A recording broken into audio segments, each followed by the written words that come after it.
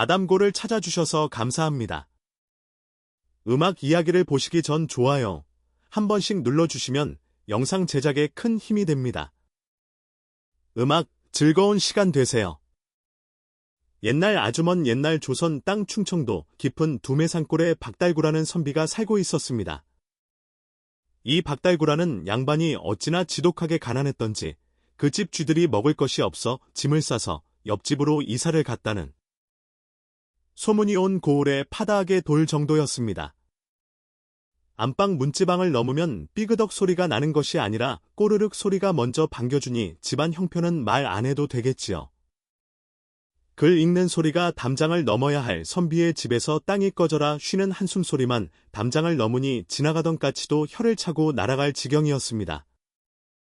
어느 날 달구가 바닥을 긁어도 쌀겨 하나 나오지 않는 텅 빈 쌀독을 들여다보며 탄식했습니다.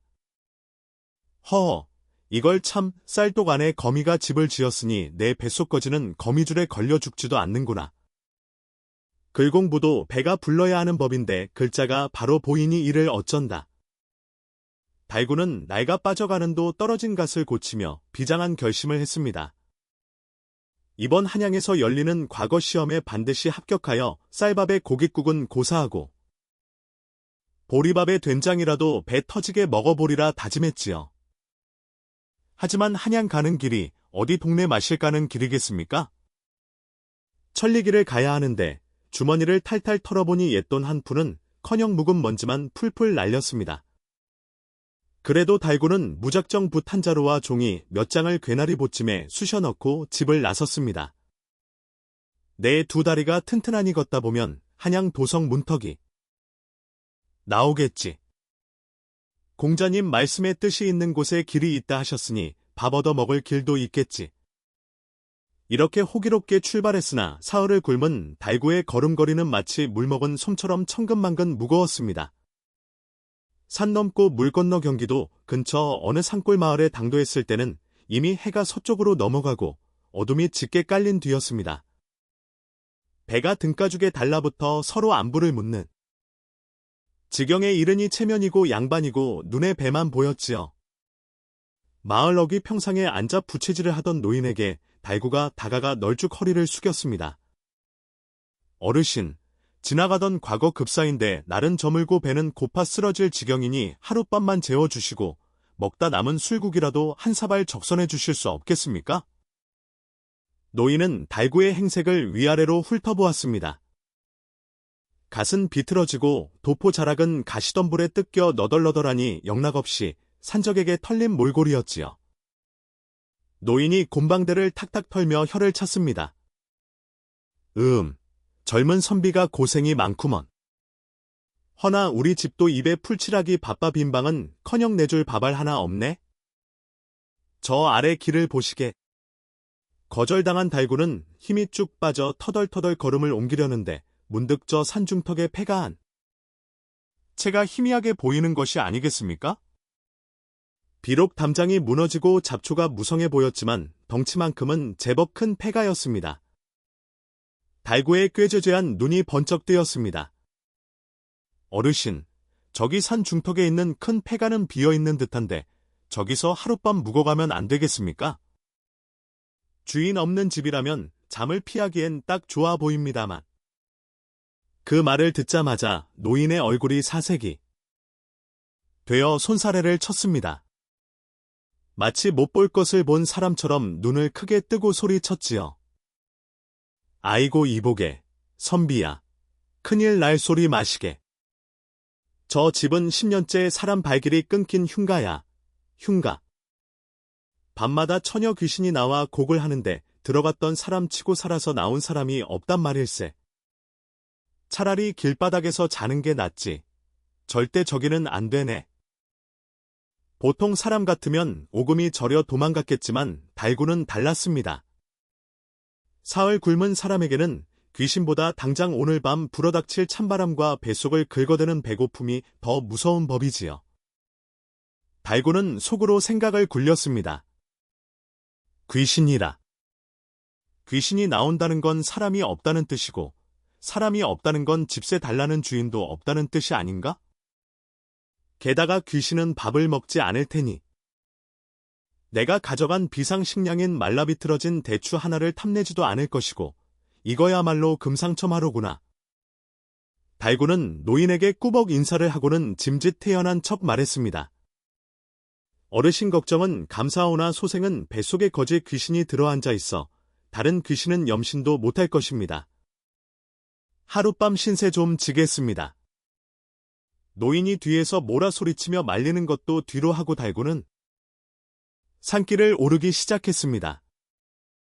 억센 풀이 무성하게 자란 마당에 들어서자 삐그덕거리는 대문이 음산한 소리를 내며 흔들렸습니다. 곳곳에 거미줄이 쳐져 있고 찢어진 창호지 사이로 바람이 숭숭 드나드는 꼴은 영락없는 도깨비 집이었습니다. 하지만 달구는 씩씩하게 마루에 올라앉아 먼지를 툭툭 털어냈습니다. 에헤이, 먼지가 좀 많긴 하지만 우리 집 안방보다 넓고 좋구먼. 달도 밝고 바람도 시원하니 풍류를 즐기기 딱 좋은 곳이야. 달구는 짐을 풀고 방 안으로 들어갔습니다. 헛간 같은 방 안에는 낡은 병풍 하나가 덩그러니 놓여 있고 바닥에는 10년 묵은 먼지가 뽀얗게 쌓여 있었지요. 달구는 옷소매로 방바닥을 대충 훔쳐내고는 보찜을 베개에 사마벌렁 들어 누웠습니다. 아이고, 내 팔자야. 과거 급제하면 제일 먼저 폐가부터 한 채 짓고 쌀밥에 고깃국을 말아먹어야지. 귀신이고 나발이고 나는 피곤해서 자야겠다. 달구는 꼬르륵거리는 배를 움켜쥐고 억지로 잠을 청했습니다.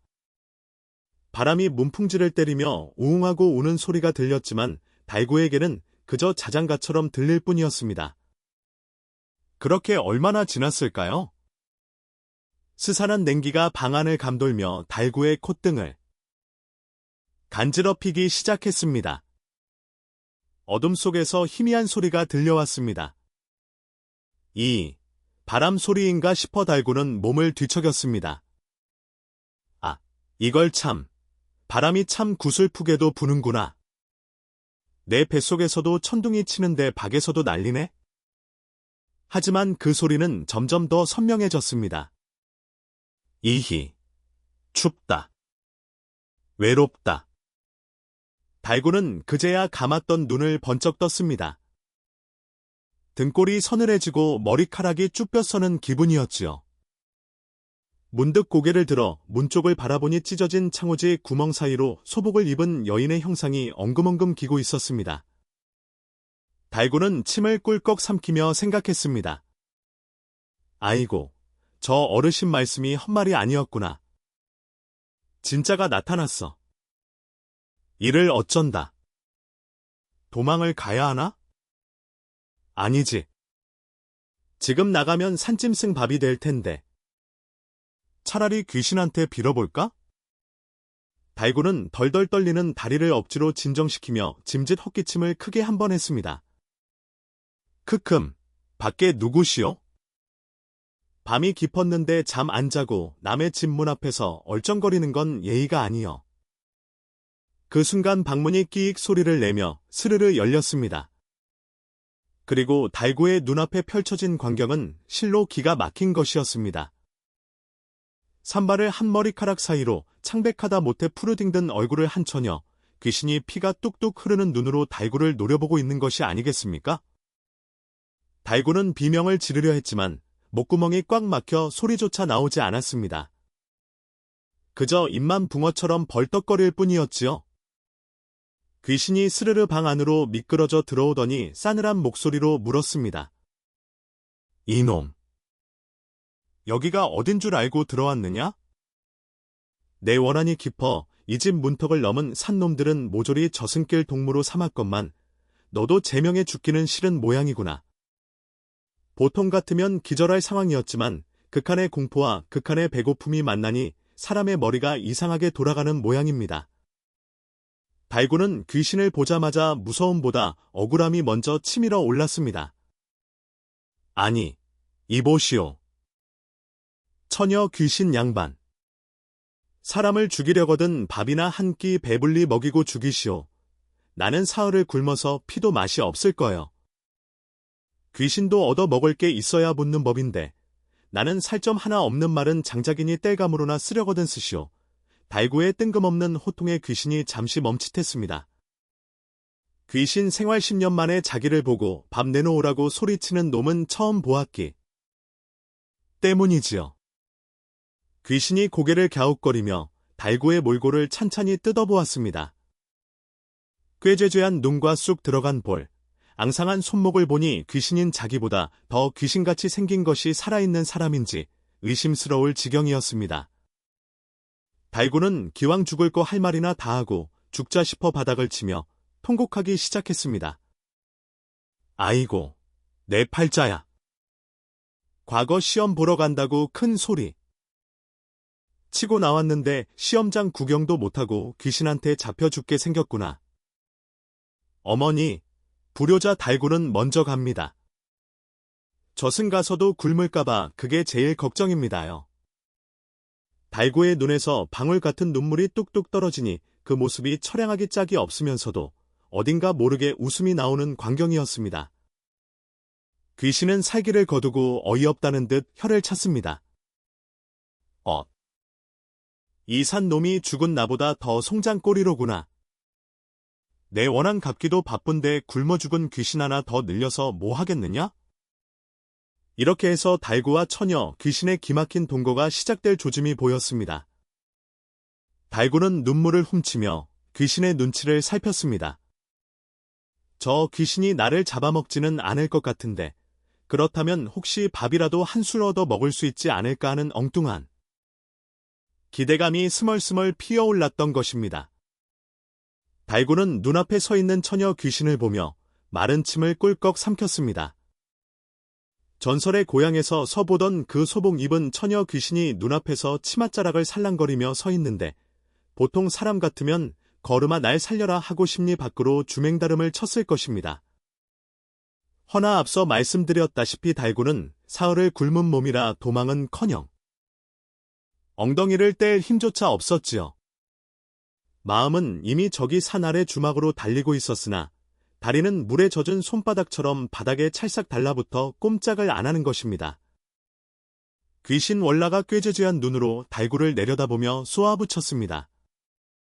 이놈, 산양 대장부가 어찌 그리 칠맞게 떨고 있느냐? 내 비록 원한 깊은 귀신이나 너처럼 비루한 먹물 냄새 나는 강아지 같은 선비는 처음 보는구나. 썩 물러가라 소리칠 기운도 없어 보이니 이를 어찌하면 좋으냐? 달구는 귀신의 타박에 오기가 생겼는지 아니면 배고픔이 공포를 이겨버린 것인지 덜덜 떨리는 입술을 달면서 대꾸했습니다. 아니, 귀신 처녀님, 말씀이 너무 심하신 것 아니여? 내가 떨고 싶어서 떠는 게 아니라 뱃속이 텅 비어 중심을 못 잡는 것이여. 그리고 도망을 가라고 하시는데 내 다리가 내 말을 들어야 도망을 가든 말든 할 것 아니여. 보시오, 내 다리가 마치 푹 맞은 사시나무처럼 이렇게 흔들리고 있지 않소? 달구가 자기 다리를 툭툭 치며 보여주니 그 앙상한 종아리가 애처롭게 흔들거렸습니다. 월라는 그 꼴을 보고 기가 차서 허두음을 터뜨렸지요. 귀신 체면에 산 사람을 보고 웃으면 안 되는데 달구이 모습이 워낙 기가 막혔던 탓입니다. 호호, 참으로 기가 막히는구나. 내 살다 귀신 앞에서 배고파 못 도망가겠다는 놈은 처음 본다. 그래, 한양 과거 보러 간다는 양반이 꼴이 그게 뭐냐? 뜻갓은 끊어져서 노끈으로 묶었고 도포는 쥐가 파먹었으니 과거 급제는 고사하고 문지기한테 몽둥이 찜질이나 안 당하면 다행이겠구나. 월라의 독설은 매서웠으나 그 목소리에는 어딘가 모르게 사람 냄새가 묻어 있었습니다. 달구는 귀신이 당장 자기를 해칠 생각은 없어 보이자 슬슬 말문이 트이기 시작했지요. 어차피 죽은 목숨이라 생각하니 뱃속에 담아두었던 서러움이 복받쳐 터지듯 쏟아져 나왔습니다. 처녀님 말씀이 구구절절 오르시구만. 내 꼴을 보시오. 이게 사람 꼴이여? 우리 집안이 3대째 찢어지게 가난하여 글 공부한답시고 책하고 싸움만 하다가 이 모양 이 꼴이 되었어. 남들은 과거 보러 갈 때 하인 데리고 말 타고 가는데 나는 두 다리로 터벅터벅 걸어오면서 흙먼지만 배불리 먹었소이다. 내가 죽어서 귀신이 된다면 멍달 귀신이 아니라 굶어 죽은 아기가 될 것이 분명하오. 달구가 땅을 치며 신세 한탄을 늘어놓자 월라에 싸늘하던 표정을 조금 풀고 방바닥에 스르르 앉았습니다. 물론 귀신이 앉는다기보다는 공중에 붕 떠있는 모양새였지만 말이지요. 가난이 죄는 아니라지만 선비라는 자가 그리 기계가 없어서야 쓰겠느냐? 그래, 글은 얼마나 읽었느냐? 사서삼경은 뗐느냐? 사서삼경이 다 뭐요? 논어, 맹자는 달아서 국 끓여 먹을 지경이고 시경, 서경은 발달 외워 잠꼬대로도 을풀. 수 있어. 허나 머릿속에 글자가 가득 차면 뭐하오? 뱃속이 비었는데 글자가 쌀이 되어 나오지 않는데 천하의 명문장이 나온들 무슨 소용이란 말이여? 달구는 울분을 토하며 옆에 놓인 보찜을 풀어헤쳤습니다. 그 안에서 꼬깃꼬깃한 책 몇 권과 털이 다 빠진 몽당붓 하나가 툭 튀어나왔지요. 월라는 그 낡은 책들을 유심히 바라보았습니다.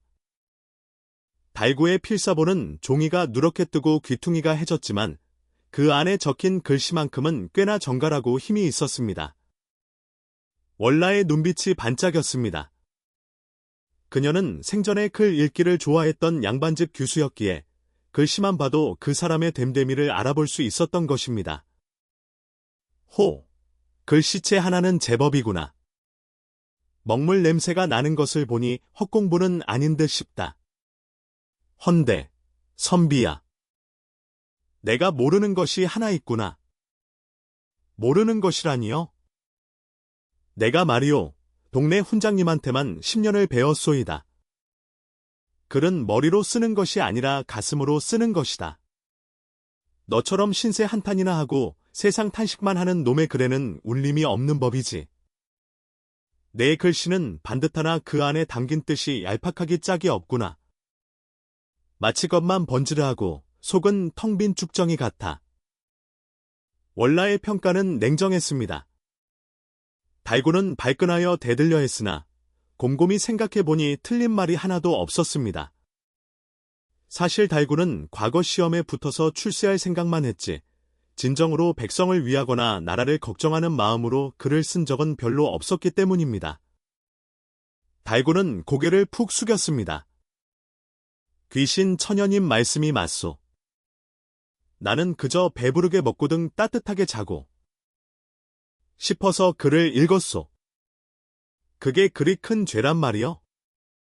덕은 양반집 귀한 딸로 자라 배고픔을 모르니 그리 고상한 말씀을 하시는 게지요. 달구의 투정스러운 대꾸에 월라의 표정이 순식간에 어두워졌습니다. 그녀의 눈가에 맺혀있던 핏빛 눈물이 더욱 붉게 빛났지요. 배고픔을 모른다? 내가 흔히 말하는 배가 고프다지만 나는 억울함에 사무쳐 영혼이 굶주린 지 10년이 넘었다. 배고픈 건 밥 한 끼 먹으면 해결되지만 원한에 굶주린 건 1000년이 지나도 해결되지 않는 법이다. 내 같은 놈이 내 고통을 어찌 알겠느냐? 월라가 소리를 버럭 지르자 방 안에 촛불이 파파하고 꺼질 듯 흔들리고 문풍지가 찢어질 듯 요란하게 울어댔습니다. 달구는 다시금 공포가 밀려와 납작 엎드렸습니다. 아이고, 잘못했습니다. 제 입이 방정입니다. 귀신 앞에서 주책을 부리다니 제가 미쳤나 봅니다. 살려만 주십시오. 달구가 싹싹 빌자 월라는 다시 차분해졌습니다. 그녀는 겁에 질린 달구를 보며 묘한 호기심을 느꼈습니다. 여태껏 이 집에 들어온 사내들은 자신을 보자마자 기절하거나 도망치기 바빴는데 이 녀석은 배고프다고 투정을 부리질 않나, 자기 글 솜씨를 변명하질 않나 참으로 별난 놈이었기 때문입니다. 게다가 오랜만에 사람과 대화를 나누니 적적하던 차에 심심풀이도 될 것 같았습니다. 월라가 싸늘한 미소를 지으며 달구에게 다가갔습니다. 좋다. 이놈이 살려달라고 빌었느냐? 내 너를 살려줄 수도 있다. 허나 세상에 공짜는 없는 법, 나와 내기를 하나 하자. 내기라니요? 가진 건 쥐꼬리도 없는 놈한테 뭘 뜯어가시려고? 재물은 필요 없다. 내 놈이 이번 과거에 장원급제를 한다면 내 너를 살려보내줄 뿐만 아니라 내 소원인 쌀밥과 고깃국도 먹게 해주마. 허나 만약 급제하지 못한다면 그때는 내 저승길 동무가 되어 줘야겠다. 어떠냐? 달구는 눈이 휘둥그레졌습니다. 장원급제라니 하늘의 별 따기보다 어려운 것을 해내라니요. 하지만 당장 귀신한테 목이 졸려 죽는 것보다는 미뤄야 본전이라는 생각이 들었습니다. 게다가 급제만 하면 살려준다지 않습니까? 할 수 있겠어? 아니, 하겠어? 무조건 하겠어. 당장 죽으나 매한가지 아니겠어? 그런데 처녀님, 내기 조건이 좀 불공평하지 않소? 나는 굶어서 머리도 안 돌아가는데 공부는커녕 붙들 힘도 없단 말이여. 달구는 이 와중에도 챙길 건 챙겨야겠다 싶어 뻔뻔하게 요구했습니다. 월라는 그런 달구가 어이없으면서도 당돌함이 마음에 들었습니다. 녀석 보게. 그래, 굶어서 공부를 못하겠다. 좋다. 내 오늘 밤은 특별히 봐주마. 대신 내일부터는 딴 소리하기 없기다. 말이 끝나기 무섭게 월라가 소매를 휘저으니 닫혀있던 방문이 활짝 열렸습니다. 그리고 마당 한 구석에 있는 낡은 부엌 쪽에서 달그락거리는 소리가 들려오더니 믿을 수 없는 일이 벌어졌습니다. 누군가 아궁이에 불을 지피는 듯 연기가 피어오르고 구수한 밥 냄새가 솔솔 풍겨오는 것이 아니겠습니까? 달구의 코가 개 코처럼 벌름거렸습니다. 이게 무슨 냄새? 설마 밥 냄새? 마을 어기 제사 지낸 집에서 제밥 좀 얻어왔다. 귀신이 되니 발 없는 말이 천리를 가는 법이지. 먹고 죽은 귀신이 떡게도 좋다 하였으니 일단 먹고 기운이나 차려라. 그래야 내일부터 지옥 훈련을 버티지 않겠느냐? 월라의 손짓에 달구의 눈앞에는 김이 모락모락 나는 고봉밥 한 그릇과 탕국, 그리고 산적꼬치 하나가 둥둥 떠서 날아왔습니다. 달구는 귀신이 차려준 밥상이라는 것도 잊은 채 눈물을 글썽이며 밥그릇을 향해 덤벼들었습니다. 달구가 개걸스럽게 제밥 한 그릇을 뚝딱 비우고 트림을 꺼내니 그 소리가 텅 빈 폐가를 울려 마치 천둥 소리 같았습니다. 배가 부르니 등도 따뜻하고 슬슬 졸음이 몰려오는 것이 인지상정이지요. 달구는 밥알 묻은 입가를 소매로 쓱 닦으며 병풍 뒤로 슬금슬금 기어 들어가려 했습니다. 아이고, 잘 먹었습니다. 금강산도 식후경이라는데 공부도 식후공이라. 내 잠깐 눈만 좀 붙이고 일어나서 천자문부터 다시 읊어보리다. 달구가 능청을 떨며 들어 누우려던 찰나 방바닥이 갑자기 얼음장처럼 차가워지더니 달구의 몸이 공중으로 붕 떠올랐습니다. 으악! 이게 무슨 병고야?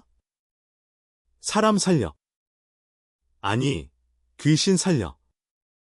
달구가 허우적거리는 꼴을 보며 월라가 싸늘한 눈빛으로 팔짱을 끼고 서 있었습니다. 그녀의 손짓 한 번에 달구의 몸이 책상 앞에 강제로 무릎 꿇려 앉혀졌습니다. 이놈! 밥 먹은 지 10경이나 지났다고 벌써 눕느냐? 소가 웃을 노릇이로다.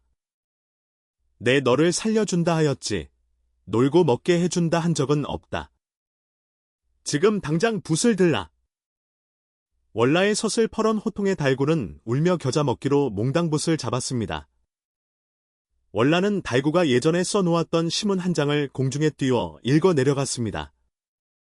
그러더니 콧방귀를 훅 하고 뀌는 것이 아니겠습니까? 이걸 그리 썼느냐? 봄이 오니 꽃이 피고 꽃이 피니 나비가 날아오네. 에이, 이건 서당개도 짖다가 하품할 문장이다. 진부하기가 10년 묵은 된장도 같구나. 한양 과거 시험관들이 이런 글을 보면 읽기도 전에 하품부터 할 것이다. 아니, 그게 정석 아니여?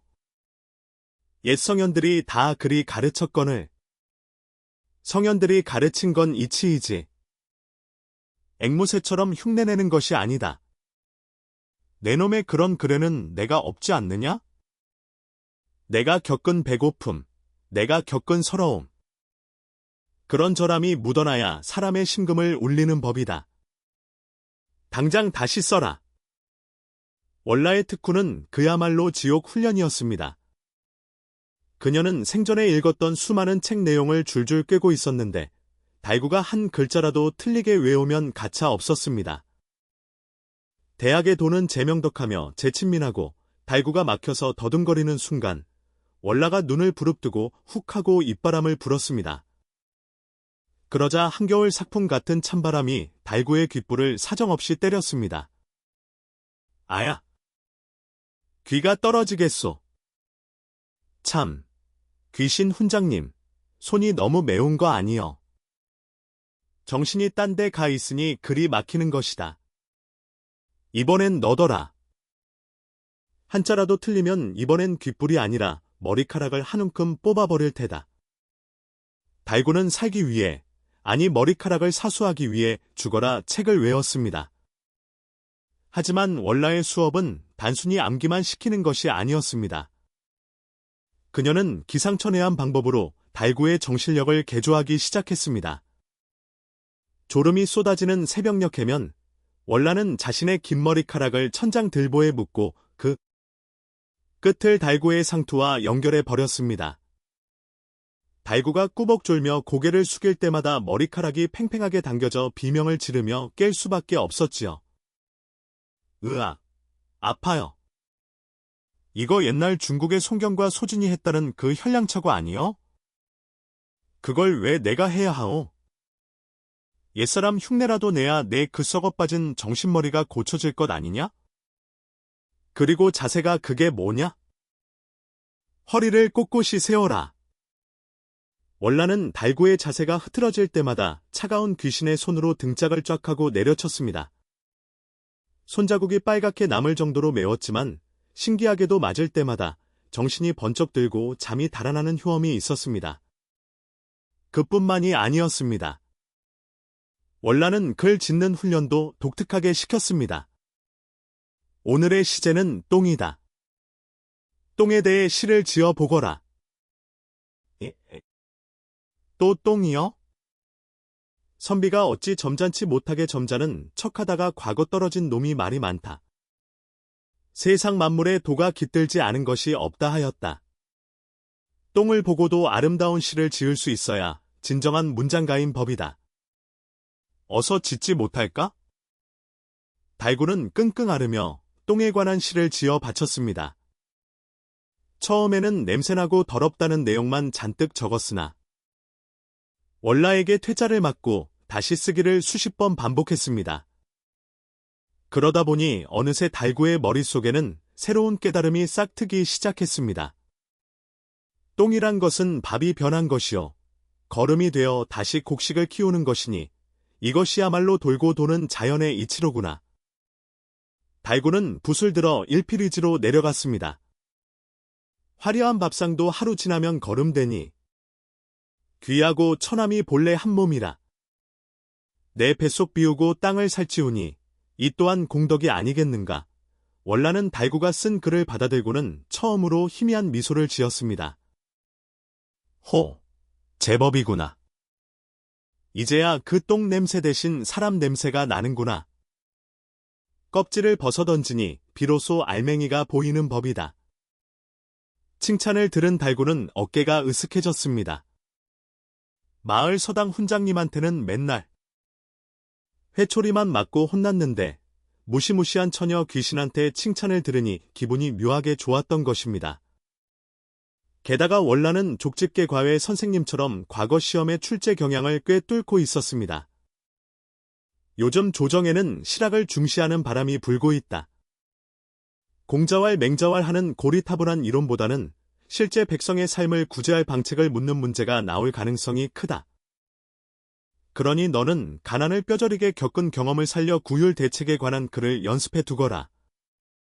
달구는 무릎을 탁 쳤습니다. 옳거니 내가 가난한 전문가 아니여? 배고픈 서러움이라면 책 100권도 쓸 수 있지요. 귀신 처녀님이 아니라 선생님, 참으로 똑똑하십니다. 그래. 이렇게 며칠 밤낮을 함께 지내다 보니 달구와 월라 사이에는 기묘한 정이 싹트기 시작했습니다. 달구는 공부하다 지치면 월라에게 옛날 이야기를 해달라고 졸랐고, 월라는 못 이기는 척 생전의 이야기를 하나 둘 꺼내 놓았습니다. 나는 살아서 바느질보다 책 읽기를 더 좋아했지. 아버님 몰래 사랑방에서 책을 훔쳐다 밤새 읽다가 촛불을 태워 먹어 혼난 적도 많았단다. 그때는 내가 사내로 태어나지 못한 것이 그리도 한스러웠는데, 죽어서 이렇게 내놈 공부를 시키고 있으니 참으로 묘한 인연이구나.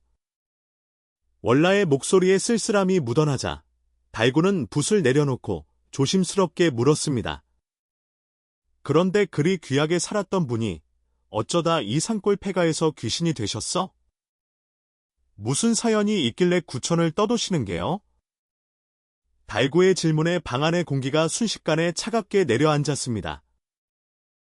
월라는 촛불을 멍하니 바라보다가 깊은 한숨을 내쉬었습니다. 그 한숨 소리에 방문이 덜컹거리고 달구의 가슴도 철렁 내려앉았습니다. 내 사연을 듣고 싶으냐? 감당할 수 있겠느냐? 내 이야기를 들으면 너는 아마 붓을 꺾고 칼을 들고 싶어질지도 모른다. 월라의 눈에서 붉은 피눈물이 다시 주르르 흘러내렸습니다. 달구는 침을 꿀꺽 삼키며 고개를 끄덕였습니다.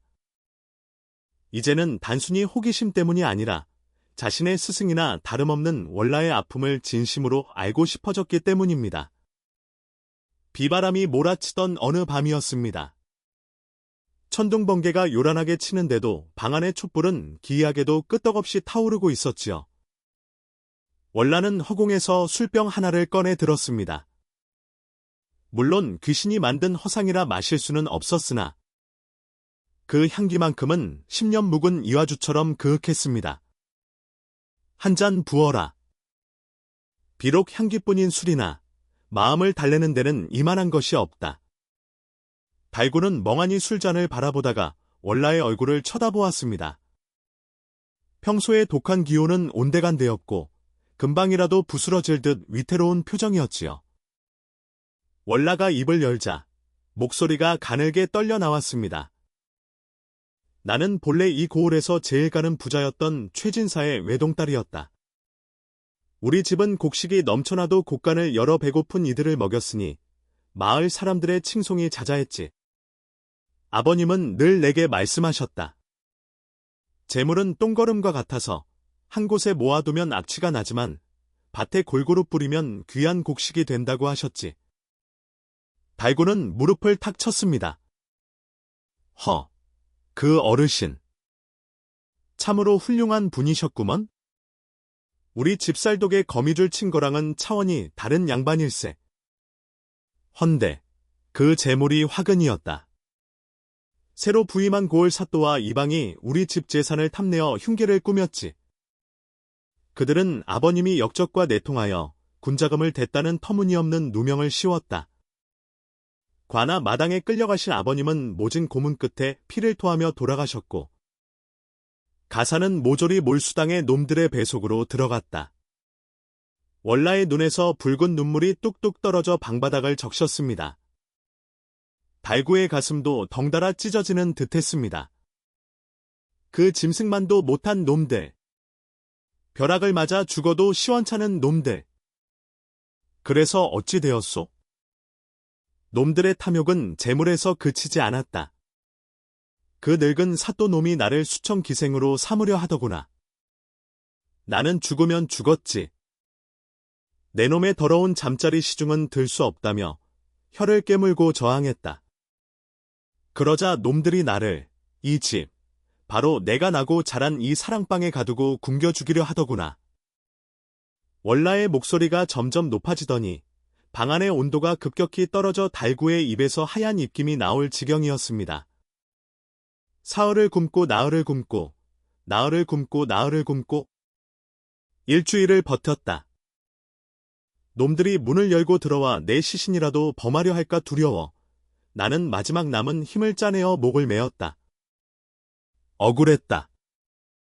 너무나 억울해서 눈을 감을 수도 없었다. 내 아버님의 원수를 갚고 더럽혀진 내 이름을 씻기 전에는 저승으로 갈 수가 없었다. 아이고, 아이고. 갑자기 달구가 방바닥을 구르며 대성통곡을 시작했습니다. 어찌나 서럽게 우는지. 귀신인 월라가 놀라 울음을 멈출 정도였지요. 이보게, 왜 내가 더 난리냐? 아니, 내 신세가 처량한 줄 알았더니 처녀님 신세에 비하면 나는 호강한 거였소.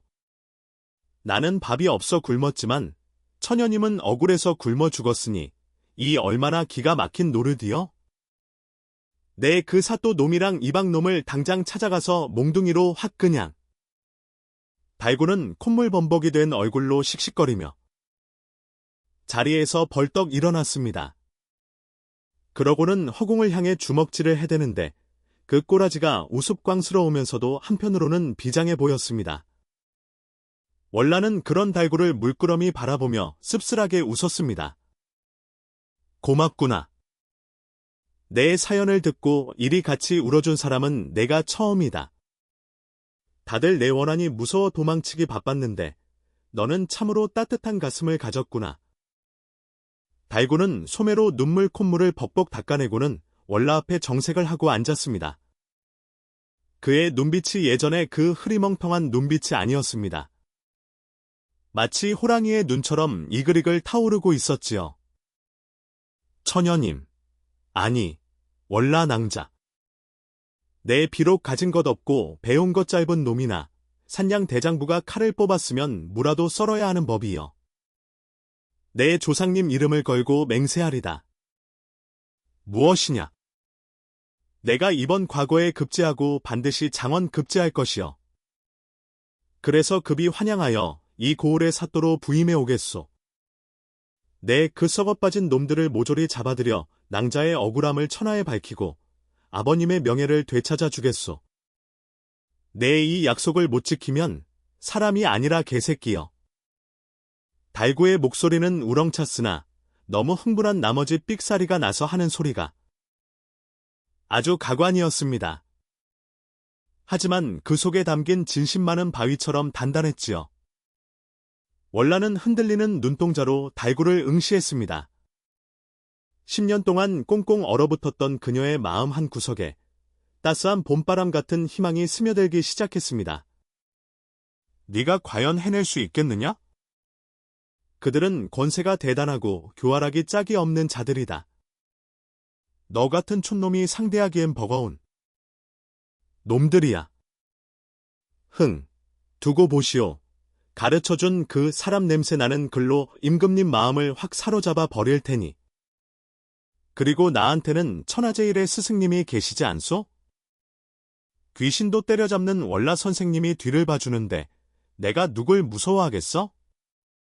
달구가 주먹을 불끈 쥐어 보이자 월라는 고개를 끄덕이며 온몸을 가다듬었습니다. 좋다. 사내가 칼을 뽑았으면 썩은 무라도 배워야지. 내 너를 믿어보마. 대신 오늘부터는 잠을 2시간만 재울 것이다. 죽기 살기로 하여라. 2시간이라니요. 아니, 맹세는 맹세고 잠은 좀 자야 머리가 돌아가는데. 장원 급제하겠다는 놈이 잠타령이냐? 당장 붓을 들라. 오늘 밤 안으로 대학을 다 베껴 쓰지 못하면 내 머리카락으로 내 콧구멍을 쑤셔줄 테다. 아이고, 사람 살려. 아니, 귀신 살려. 그날 밤, 흉가에서는 달구의 비명소리와 글 읽는 소리가 밤새도록 끊이지 않았습니다. 밖에서는 비바람이 몰아쳤지만 방 안에서는 두 사람, 아니 사람과 귀신의 뜨거운 열정이 활활 타오르고 있었지요.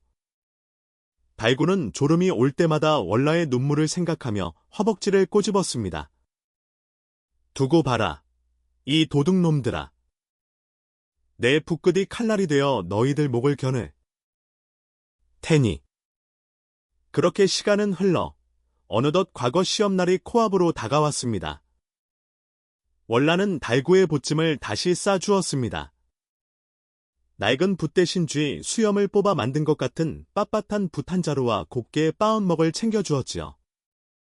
자, 이제 떠날 시간이다. 내 기운이 미치지 않는 한양 땅까지는 따라갈 수 없으니 부디 몸 조심하고 실력을 발휘하고 오거라. 달구는 보찜을 메고 대문 앞에 서서 폐가를 돌아보았습니다. 처음 들어올 때의 그 흉흉함은 온데간데였고 마치 고향집처럼 푸근하게 느껴졌습니다. 낭자, 딱 기다리시오. 내 금방 다녀오리다. 올 때는 혼자가 아니라 꽃가마 태워줄 감들도 데리고 올 테니. 달구는 뒤도 돌아보지 않고 산을 내려갔습니다. 그의 발걸음은 더 이상 굶주린 선비의 비틀거림이 아니라 세상을 호령하러 가는 장수의 위풍당당한 행진과도 같았습니다. 월라는 대문 기둥 뒤에 숨어 멀어지는 달구의 뒷모습을 보며 조용히 손을 흔들었습니다. 부디 무탈하시게, 내 마지막 희망이여. 달구는 천리기를 그야말로 축지법이라도 쓴 듯 내달려 한양 도성에 당도했습니다. 발바닥에 물집이 잡히고 집신이 너덜너덜해졌지만 그의 눈빛만은 굶주린 호랑이처럼 형형하게 빛나고 있었지요. 남대문을 지나 6조 거리를 걷는데 전국 8도에서 내로라 하는 선비들이 구름처럼 몰려들어 북새통을 이루고 있었습니다. 그 중에는 비단옷을 입고 하인들을 거느린 귀한 집자재들도 수두룩했습니다.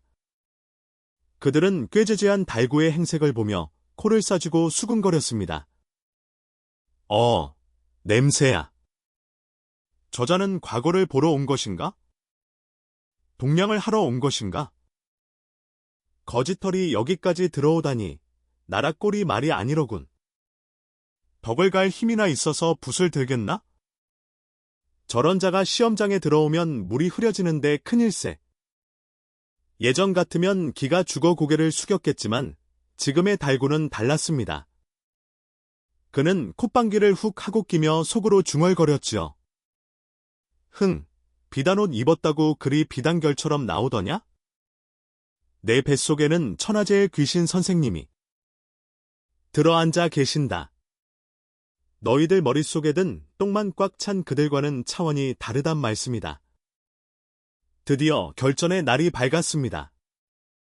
과거 시험장인 경복궁 근정전 앞들에는 수천 명의 선비들이 돗자리를 깔고 앉아 시제가 내려오기만을 기다리고 있었습니다. 둥둥 북소리가 울리고 임금님의 엄명과 함께 시관이 높은 단상에 올라 시제를 내걸었습니다. 흰 종이에 큼지막하게 쓰인 글자가 바람에 펄럭이는 순간 달구는 자신의 눈을 의심했습니다. 그리고 저도 모르게 벌떡 일어나 고함을 지를 뻔했지요. 아니, 저것은. 시제는 바로 도탄에 빠진 백성을 구제할 방책을 논하라였습니다. 달구는 허벅지를 꼬집었습니다. 꿈이 아니었습니다. 이것은 월라와 함께 며칠 밤낮을 새우며 토론하고 쓰고 지우기를 반복했던 바로 그 주제가 아니겠습니까? 월라의 목소리가 귀가에 생생하게 들리는 듯했습니다. 달구야, 백성이 배고픈 것은 하늘의 뜻이 아니라 나라를 다스리는 놈들이 게으른 탓이다. 책상물림 소리 말고 내가 겪은 진짜 배고픔을 써라. 다른 선비들은 갑작스러운 주제에 당황하여 머리를 싸매거나 먼 산만 바라보며 한숨을 쉬고 있었습니다. 공자왈 맹자왈 하는 이론만 외웠지 실제 백성의 삶을 알지 못하니 먹을 갈 생각도 못하고 붓대만 빨고 있는 형국이었지요. 하지만 달구는 달랐습니다. 그는 침착하게 먹을 갈았습니다. 벼루에 먹이 진하게 갈리자 붓을 푹 적셔 화선지 위로 가져갔습니다. 월라 낭자, 보고 계시오? 네, 오늘 낭자의 함과 내 서러움을 이 종이 위에 모조리 쏟아붓고 가겠소.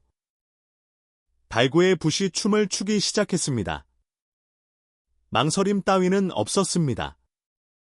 마치 신들린 사람처럼 일필이지로 써내려가는 달구의 모습에 주변 선비들이 넋을 잃고 쳐다볼 정도였습니다. 백성의 배고픔은 살을 깎는 고통이요. 자식 우는 소리는 어미의 창자를 끊는 칼날과 같습니다. 간에 곡식이 썩어나는 벼슬아치들은 보릿고개의 풀뿌리를 캐먹는 심정을 어찌 알겠습니까? 탁상공론을 멈추고 곡간 빼먹듯 하는 탐관오리들부터 엄벌에 처해야 비로소 나라의 쌀독이 찰 것입니다. 달구는 글을 쓰면서 울었습니다. 뚝뚝 떨어지는 눈물이 화선지에 번져 묵향과 섞였습니다. 그 눈물 자국마저도 마치 비통한 백성의 피눈물처럼 보여 처절함을 더해 주었지요. 달구가 어찌나 몰입했던지 글을 쓰는 동안 등 뒤에서 서늘한 냉기가 느껴지기도 했습니다. 마치 월라가 등 뒤에 앉아 차가운 손으로 어깨를 토닥여주는 그것만 같았지요. 잘한다, 내 제자. 더 세게, 더 아프게 찔러라. 임금님 가슴이 뜨끔하게 만들란 말이다. 환청처럼 들리는 월라의 응원에 달구는 신명이 났습니다. 어느새 한 장을 꽉 채우고 두 번째 장으로 넘어갔습니다. 주변에서는 끙끙 앓는 소리만 들려오는데 달구의 자리에서만 쓱싹쓱싹 지나가는 소리가 경쾌하게 울려 퍼졌습니다. 감독관이 지나가다 달구의 글을 흘깃 훔쳐보았습니다. 처음에는 꼬질꼬질한 행색을 보고 혀를 차던 감독관의 눈이 점점 동그랗게 커지더니 나중에는 입을 다물지 못하고 그 자리에 못 박힌 듯 서서 달구의 글을 읽어 내려갔습니다. 그 글에는 화려한 미사여구는 없었으나 읽는 이의 가슴을 후벼 파는 날카로운 통찰과 뜨거운 진심이 담겨 있었기 때문입니다. 거참, 그래서 피냄새가 나고 흙냄새가 나는구나. 이런 문장은 난생 처음이다. 감독관의 중얼거림도 듣지 못한 채 달구는 마지막 마침표를 찍었습니다. 붓을 딱 내려놓는 순간 가슴속에 꽉 막혀있던 체증이 쑥 내려가는 기분이었습니다. 봤다. 내 모든 것을 쏟아부었다. 달구는 답안지를 제일 먼저 제출하고 당당하게 걸어 나왔습니다. 시험장을 빠져나오는 그의 발걸음은 들어갈 때보다 더 가벼웠습니다. 하늘을 올려다보니 뭉게구름이 마치 월라의 얼굴처럼 웃고 있는 듯 보였지요. 낭자, 약속은 지켰소. 이제 남은 건 하늘의 뜻, 아니 심사위원 나으리들의 눈에 띄길 뿐이요. 며칠 후 합격자 발표가 있는 날이었습니다. 방방곡곡에서 몰려든 사람들로 인산인해를 이룬 가운데 관리 한 명이 커다란 종이를 벽에 붙였습니다. 사람들은 서로 먼저 보겠다며 아우성을 쳤지요. 달구는 뒤편에 서서 가만히 심호흡을 했습니다. 심장이 밖으로 튀어나올 것처럼 쿵쾅거렸습니다. 장원 급제는 충청도 박달구. 관리의 우렁찬 목소리가 장내에 울려 퍼졌습니다. 순간 정적이 흐르고 사람들의 시선이 일제히 뒤적거렸습니다. 박달구가 누구야? 어느 대가집 자제인가? 그때 군중을 해치고 앞으로 나서는 이가 있었으니 바로 우리의 꼬질꼬질한 선비 박달구였습니다. 접니다. 제가 박달구입니다요. 사람들은 입을 딱 벌렸습니다. 저런 거지 꼴을 한 자가 장원이라니 믿을 수가 없다는 표정이었지요. 하지만 달구는 덩실덩실 춤이라도 추고 싶은 심정이었습니다. 어머니, 저 급제했습니다. 그리고 월라 낭자, 해냈소. 이제 낭자의 원한을 풀어주러 갑니다. 달구는 하늘을 향해 주먹을 번쩍 들어 올렸습니다. 그의 눈에서는 기쁨의 눈물이 하염없이 흘러내렸습니다. 이제 달구는 더 이상 배고픈 선비가 아니었습니다. 임금님이 하사하신 어서와를 머리에 꽂고 금의 환영하는 세상에서 제일 당당한 신임 사또가 된 것입니다. 자, 이제 호랑이 등에 날개를 달았으니 사냥을 나설 차례입니다. 달구가 고향, 아니 월라가 기다리는 그 산골 마을로 내려가 어떤 사이다 같은 복수극을 펼칠지 기대해 주십시오. 어사와를 머리에 꽂고 금의 환영하는 박달구의 행차는 그야말로 장관이었습니다. 앞에서는 나팔을 불어대고 뒤에서는 북을 둥둥 울리니 구경 나온 백성들이 인산인해를 이루었습니다. 그 중에는 달구에게 폐가에 가지 말라고 말렸던 주막집 노인도 있었지요. 노인은 화려한 가마 위에 앉은 신관 사또가 며칠 전 그 거짓골을 했던 선비인 줄은 꿈에도 모르고 연신 허리를 굽혔습니다.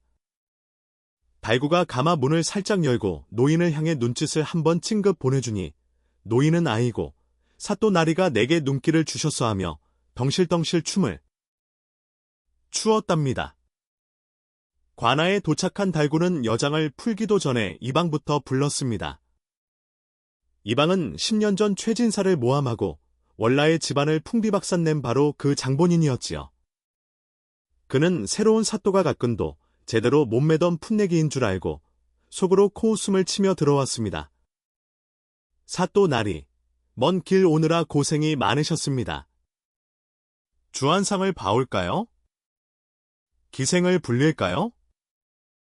이방이 비굴한 웃음을 흘리며 아부를 떨자 달구는 부채를 쩍 펴서 얼굴을 가리며 싸늘하게 말했습니다. 술은 됐다. 내가 오다 보니 저 산 중턱에 흉가가 하나 있던데 그 집에 얽힌 사연이나 한번 들어보자. 듣자 하니 억울하게 죽은 처녀 귀신이 나온다던데 사실이냐? 이방의 얼굴이 순식간에 흑빛이 되었습니다. 10년이 지난 일이라 덮어두고 있었는데 부임 첫날부터 그 이야기를 꺼내니 제 발저린 도둑이 놀랄 수밖에요. 아, 그건 와전된 헛소문이옵니다. 그 집은 역적의 딸이 살던 곳이라 기운이 흉하여 폐가가 된 것이지 귀신은 무슨 귀신이겠습니까요? 역적의 딸이라? 내가 한양에서 듣기로는 그 집주인 최진사가 억울하게 누명을 쓰고 죽었다던데 내 놈은 어찌 그리 확신하느냐? 달구의 눈빛이 매섭게 빛나자 이방은 식은땀을 줄줄 흘렸습니다. 하지만 산전수전 다 겪은 구렁이 같은 놈이라 금세 표정을 바꾸고 오리발을 내밀었지요. 천만의 말씀입니다. 증거가 명백하여 처벌받은 죄인들입니다. 사또, 이제 막 부임하시어 사정을 잘 모르시는 듯한데 아랫사람 말을 믿으셔야지요. 달구는 책상을 쾅하고 내리쳤습니다. 이놈, 아랫사람 말이 아니라 하늘의 말을 믿어야 하는 법이다. 여봐라. 당장 이놈과 작당하여 최진사의 재산을 가로챈 저 자칭 김부자를 잡아들여라. 오늘 밤 당장 재판을 열 것이다. 그날 밤 관아 마당에는 횃불이 대낮처럼 밝혀졌습니다. 포승줄에 묶인 이방과 김부자가 마당 한가운데 무릎을 꿇고 앉아 있었지요.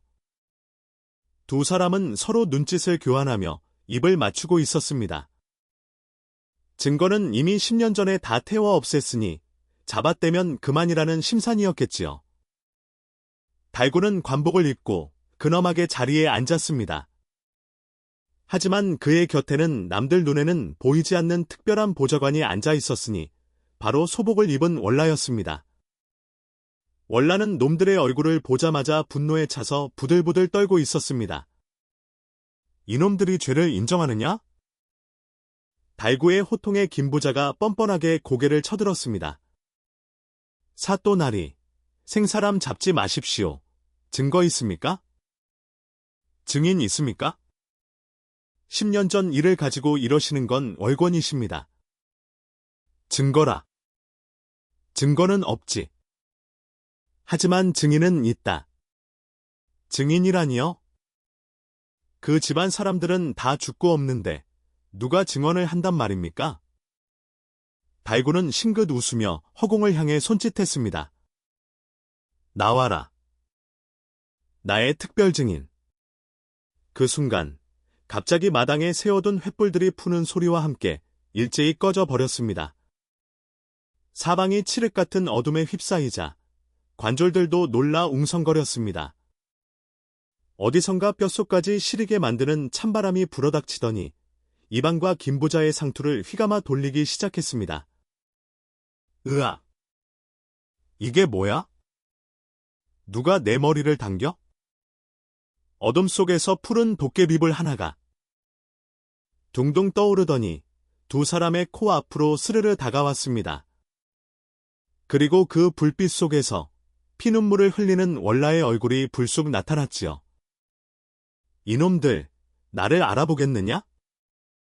지옥 밑바닥에서 긁어 올린 듯한 처절한 목소리가 두 사람의 귀가에 쩌렁쩌렁 울렸습니다.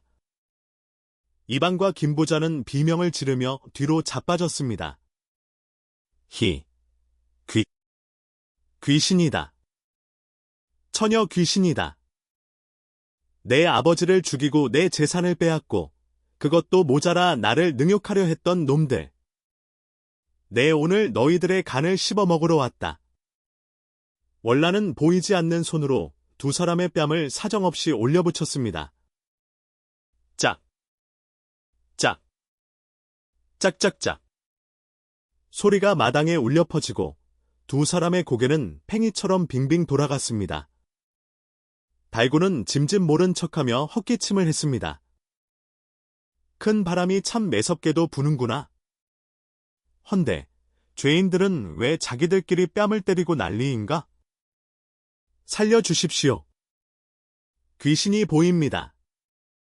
최진사님의 딸, 귀신이 보입니다요. 이방이 바지 가랑이를 적시며 달구에게 기어왔습니다. 달구는 발로 이방을 걷어차며 호통쳤습니다. 이놈들, 눈에만 보이는 것을 보니 죄가 있긴 있는 모양이구나. 어서 사실대로 불지 않으면? 저 귀신이 너희들을 당장 저승으로 끌고 갈 기세인데 그래도 입을 닫을 테냐? 그때 월라가 김부자의 목을 조르는 신용을 하자 김부자는 숨이 막혀 캑캑거리며 바닥을 굴렀습니다. 눈앞에서 귀신이 노려보고 목이 졸리는 공포 앞에서는 천하의 강심장도 버틸 재간이 없는 법이지요. 잘못했습니다. 제가 다 불겠습니다. 이방이 시켰습니다. 최진사 댁에 역정모의 편지를 숨겨둔 것도 재산을 반반 나누기로 한 것도 다 사실입니다. 제발 목숨만 살려주십시오. 김부자가 먼저 배신을 때리자 이방도 질세라 소리쳤습니다. 아닙니다. 저놈이 먼저 제안했습니다. 저는 시키는 대로 했을 뿐입니다. 아이고, 월라 아기씨, 제가 죽을 죄를 지었습니다. 두 사람은 서로의 죄를 폭로하며 머리를 조아리고 통곡했습니다. 그들의 입에서 10년 전의 추악한 진실이 낱낱이 밝혀지자 지켜보던 관졸들과 백성들도 분노하여 주먹을 불끈 쥐었습니다. 달구는 그들의 자백을 꼼꼼하게 받아 적게 한 뒤 판결을 내렸습니다. 듣거라. 이 파렴치한 놈들은 무고한 사람을 죽이고 재물을 탐하였으며 국법을 어지럽힌 대역 죄인들이다. 여봐라. 저놈들을 당장 형틀에 묶어 곤장백. 대를 치고 전 재산을 몰수하여 백성들에게 나누어 주어라. 그리고 그 죄를 물어 평생 감옥에서 썩게 하라. 준명. 관졸들이 우렁차게 대답하며 놈들을 끌고 갔습니다. 곤장 맞는 소리와 비명 소리가 밤하늘에 울려 퍼질 때 달구는 슬며시 월라를 바라보았습니다. 월라의 얼굴에서 10년 묵은 한이 빠져나가고 그 자리에 평온함이 깃들고 있었습니다. 그녀는 달구에게 고개를 깊이 숙여 보였습니다. 고맙구나. 정말 고맙구나. 달구는 눈시울이 붉어져서 애써 먼 산을 바라보았습니다. 아직 고마워하긴 일러오. 내일 날이 밝는 대로 낭자의 유고를 수습하러 갈 것이니 오늘은 푹 쉬시오. 이제는 편히 자도 되지 않겠소? 그날 밤 달구는 꿈도 꾸지 않고 깊은 잠에 들었습니다. 10년 만에 처음으로 발 뻗고 자는 꿀잠이었지요. 관아의 옥사에서는 죄인들의 신음소리가 끊이지 않았지만 백성들의 집에서는 웃음꽃이 피어났으니 참으로 아름다운 밤이었습니다. 자, 이제 모든 원한은 풀렸고 악당들은 벌을 받았습니다. 남은 것은 우리 달구와 월라의 마지막 작별 인사뿐이군요. 눈물 닦을 준비 단단히 하시고 마지막 이야기를 기다려 주십시오. 날이 밝자마자 달구는 관아의 일을 뒤로하고 호미와 삽을 챙겨 들었습니다. 관졸들이 대신 하겠다고 나섰으나 달구는 고개를 가로저었습니다. 아니다. 내 손으로 직접 해야 할 일이다. 그 차가운 방바닥에서 10년을 떨었는데 마지막 가는 길은 내가 따뜻하게 데워줘야 하지 않겠느냐? 달구는 헐떡거리는 숨을 몰아쉬며 산을 올랐습니다. 폐가에 도착한 달구는 사랑방 구들장을 조심스럽게 뜯어냈습니다. 그곳, 눅눅하고 어두운 흙바닥 아래에서 앙상하게 마른 월라의 유골이 발견되었습니다. 달구는 흙투성이가 된 뼈를 자신의 비단 도포 자락으로 감싸 안으며 오열했습니다. 아이고, 이 사람아. 얼마나 추웠어? 얼마나 무서웠어? 내가 너무 늦게 와서 미안하오. 정말 미안하오. 달구의 뜨거운 눈물이 유골 위로 뚝뚝 떨어졌습니다. 달구는 유골을 수습하여 마을에서 가장 경치가 잘 들고 진달래꽃이 흐드러지게 핀 언덕 양지 바른 곳에 묻어 주었습니다. 그리고 제사상에 올리는 차가운 밥 대신 김이 모락모락 나는 하얀 쌀밥과 따뜻한 고깃국을 한 그릇 가득 부어 올렸지요. 자, 드시오. 그토록 먹고 싶어 했던 따뜻한 밥이요. 이제는 배고프지 말고 춥지 마시오. 달구는 무덤가에 앉아 해가 질 때까지 술잔을 기울였습니다.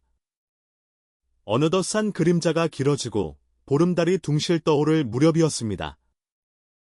바람이 불어와 진달래꽃잎을 달구의 어깨 위에 살포시 내려놓았습니다. 그때였습니다. 달구의 눈앞에 하얀 안개가 피어오르더니 그 속에서 누군가가 사뿐 걸어 나왔습니다. 헝클어진 머리에 피눈물을 흘리던 귀신 월라가 아니었습니다. 옥색 치마 저고리를 곱게 차려입고 맑은 피부에 연지곤지까지 찍은 생전의 아름다운 규수 월라의 모습이었습니다. 달구는 들고 있던 술잔을 떨어뜨리며 자리에서 벌떡 일어났습니다. 낭자! 정말 낭자이시오? 월라는 달처럼 환한 미소를 지으며 달구에게 고운절을 올렸습니다. 사또 나리가 아니, 달구 도련님. 은혜를 입고 떠나는 길에 마지막 인사를 드리러 왔습니다. 목소리는 꾀꼬리처럼 고왔으나 그 말 속에는 돌이킬 수 없는 이별의 정이 담겨 있어 달구의 가슴을 후벼 팠습니다. 달구는 월라의 옷자락이라도 잡고 싶은 마음에 손을 뻗었으나 그의 손은 월라의 몸을 통과해 허공만 갈랐습니다. 가지 마시오. 이제야 살 만해졌는데, 이제야 억울한 것도 풀고 배불리 먹을 수 있게 되었는데. 어딜 가단 말이요? 내 옆에 있어 주시오. 내가 귀신 마누라라도 얻어서 평생 호강시켜 주리다. 달구가 어린애처럼 떼를 쓰자 월라는 슬픈 눈으로 고개를 저었습니다. 산 사람과 죽은 사람은 가는 길이 다른 법입니다. 도련님 덕분에 10년 묵은 체증이 내려가고 얼어붙은 마음이 녹았으니 저는 이제 아무런 미련 없이 저승으로 갈 수 있습니다. 도련님은 부디 이승에서 훌륭한 목민관이 되어 오래오래 사시다가 아주 먼 훗날 천천히 오십시오. 실소. 나 혼자 두고 가면 심심해서 어찌 산단 말이요? 글 공부는 누가 시켜주고 말동무는 누가 해준단 말이요? 후후, 이제 천하의 장원 급제자가 되셨는데 스승이 무슨 필요가 있겠습니까? 도련님은 이미 충분히 훌륭한 분이십니다. 부디 그 따뜻한 마음을 잊지 마시고 백성들의 눈물을 닦아주는 큰 어른이 되어주세요. 월라의 몸이 점점 희미한 빛으로 변해갔습니다. 밤하늘에 별빛이 쏟아져 내려와 그녀를 감싸 안았지요. 월라는 마지막으로 달구를 향해 환하게 웃어 보였습니다. 고마웠습니다.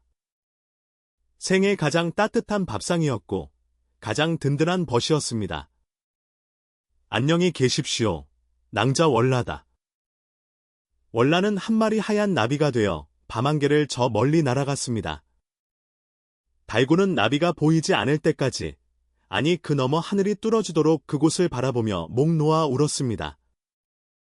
산속의 부엉이도 달구의 울음소리에 화답하듯 구슬프게 울어댔지요. 세월은 유수와 같이 흘렀습니다. 그 후 박달구는 어떻게 되었을까요?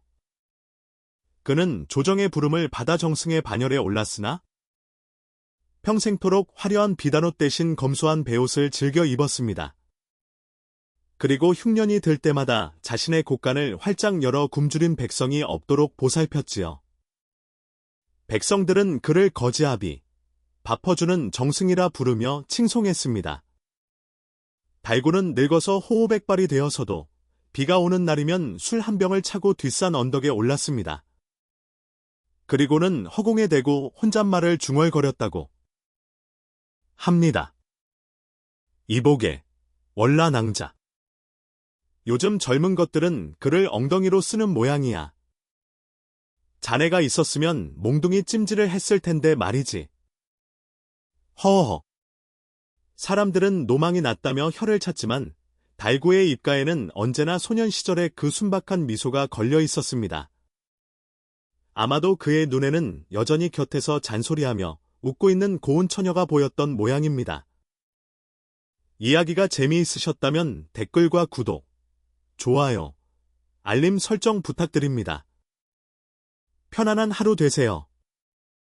감사합니다.